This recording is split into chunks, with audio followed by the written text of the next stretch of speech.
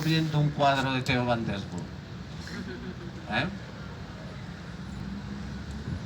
Por lo tanto, nada sale exactamente de la nada, sino que siempre se apoyan en las artes plásticas, siempre se apoyan una en otra, ¿no? En este caso, a principios del siglo XX fue manifiestamente más vanguardista la pintura que en este caso los comienzos de la transformación de la arquitectura, ¿no? Bien, fijaros, estamos viendo que los pintores fueron los verdaderos artífices de la transformación que se produjo en el inicio de la arquitectura moderna.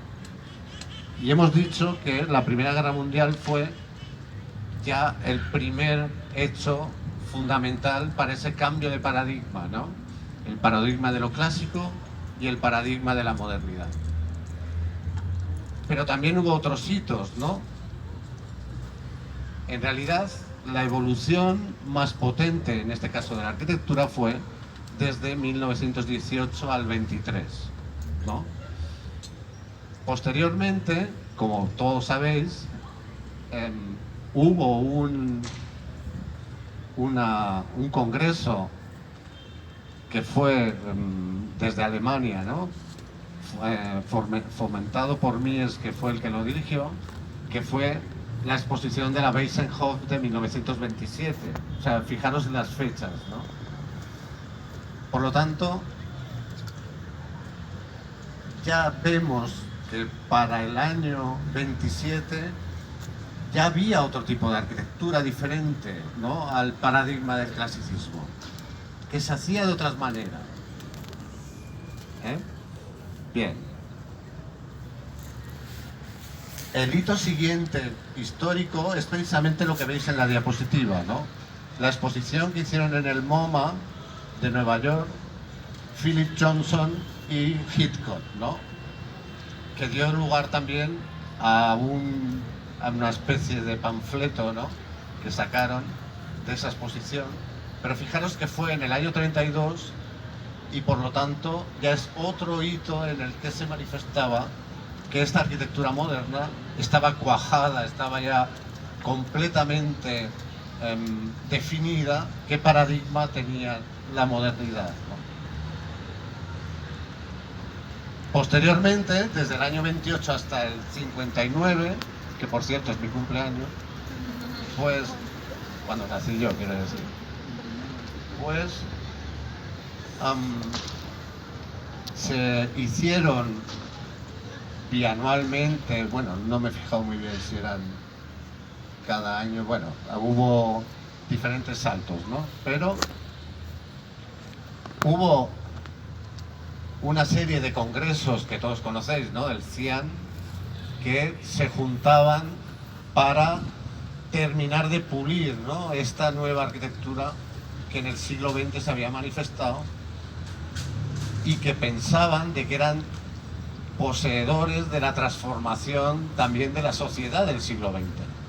O sea que fijaros el potente componente que se tuvo en estos años pensando que se podía transformar completamente el mundo desde la propia arquitectura.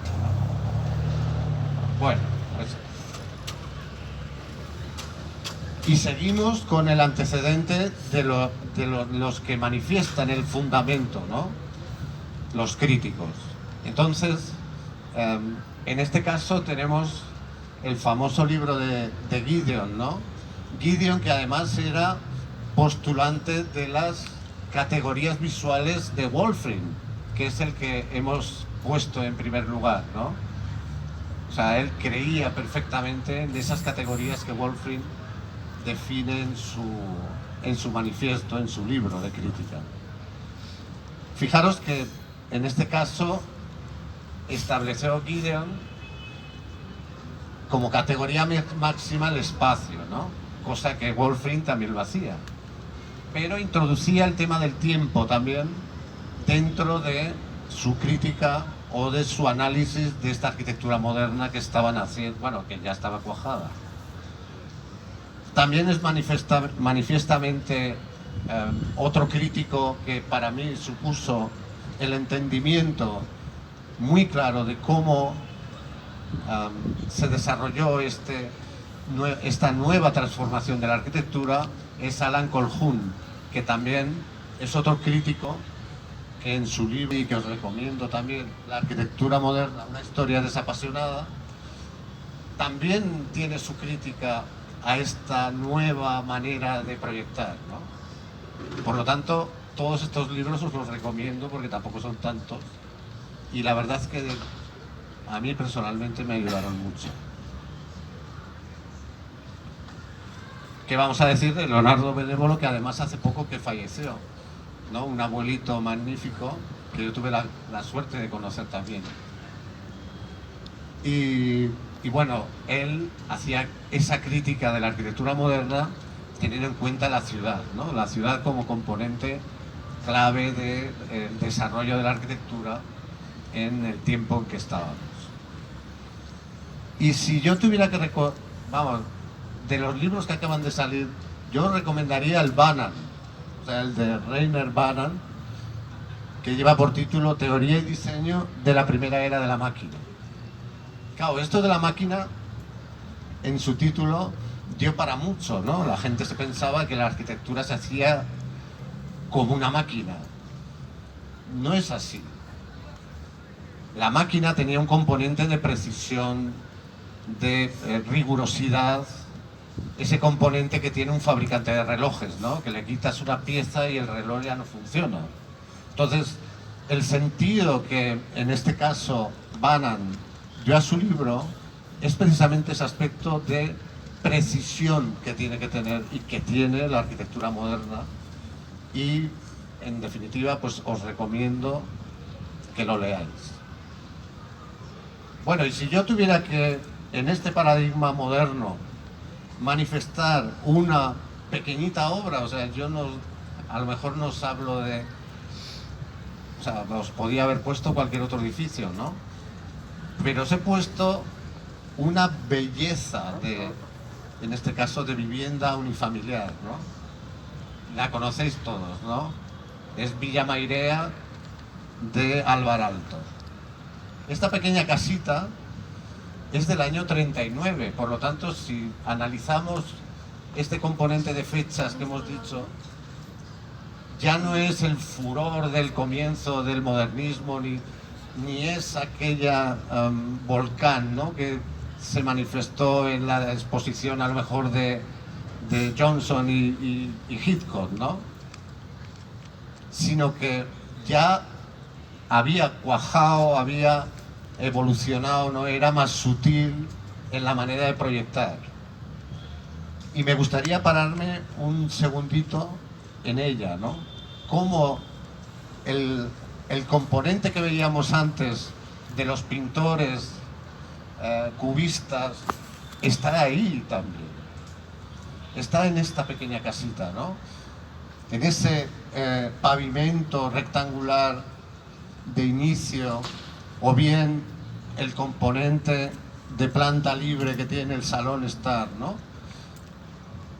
También está ahí, ¿no? Está el lienzo cubista porque tiene los dos elementos fundamentales y relacionados entre sí por también un componente, en este caso el muro exterior.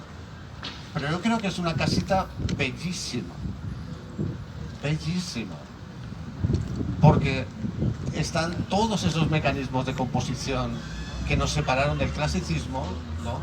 Y que luego veremos con más detenimiento, pero a la vez hay un componente sensorial magnífico, ¿no? Que, como veréis en las fotografías, también se manifiesta. Por lo tanto, no es el modernismo rabioso, pero es un moderado modernismo magnífico, ¿no? El de esta obra. Fijaros los materiales, ¿no? La sensibilidad que en este caso a la arquitectura moderna también se le puede incorporar, ¿no? Ya no son esos edificios autistas que los críticos también se manifestaron en contra, ¿no? No, O sea, la arquitectura moderna es otra cosa, es una forma de componer, como veréis, distinta a la que existía en el paradigma clásico. Fijaros esa cuadrícula que hablaba anteriormente, que está a diferente nivel, ¿no?, del hall, de lo que es la zona de las habitaciones, la madera, ¿no?, la delicadeza, ¿no?, en este caso de Álvar Aalto, en la definición espacial, ¿no? O bien, fijaros que la modernidad se utilizó el estuco como elemento que no diferenciaba los diferentes materiales constructivos, ¿no?, los unificaba en pro de una superficie completamente lisa y sin ningún tipo de decoración. Aquí en Álvar Aalto estamos viendo mucho más. Claro, el estuco está, pero también están los componentes sensitivos, como decimos, ¿no?, de la madera, formando estos diferentes elementos de acceso a la vivienda, el espacio, un asunto que siempre es clave cuando proyectamos edificios, es cómo llegamos al edificio, ¿no? Entonces esta casa es bellísima, de la manera que define un espacio que no tiene uso, pero sin embargo es el que te recibe, ¿no?, antes de entrar a esta casita. Fijaros también en la sistematicidad de las tres ventanas que tenemos en la parte superior, ¿no? La sistematicidad que son las tres iguales, pero también en cierta forma es como si fuera el ojo de un insecto, ¿no?, que es capaz de mover, ¿no?, y de marcar una serie de visuales exteriores desde la propia casita. Y ahora ya vamos a lo que yo, de verdad, una de las principales labores que hago en el taller de